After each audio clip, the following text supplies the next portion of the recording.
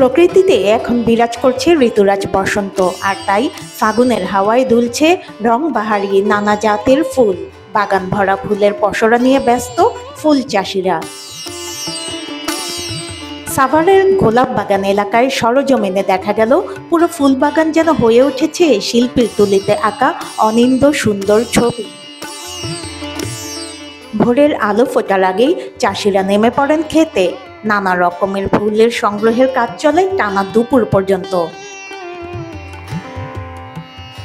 এরপর ফুলগুলো থেকে আগাছা সরানো হয়, ফুলের ধরন অনুযায়ী গুচ্ছ তৈরি করা হয়, কিছু ফুল আবার মিক্স করে তৈরি করা হয়।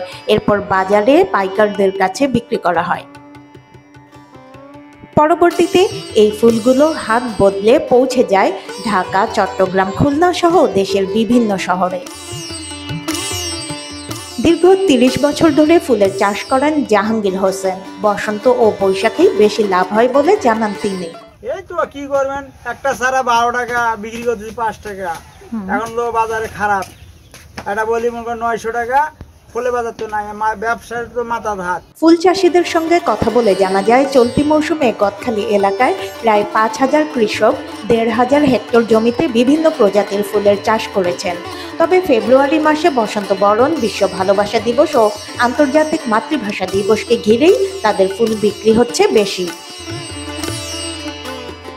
সামনে আছে 21শে ফেব্রুয়ারি। এই দিবসকে ঘিরেও প্রচুর ফুল বিক্রি হবে, তারই ব্যস্ততা ফুল চাষিদের মধ্যে। ফারহানা নীলা, সারাবাংলা.net, সাভার।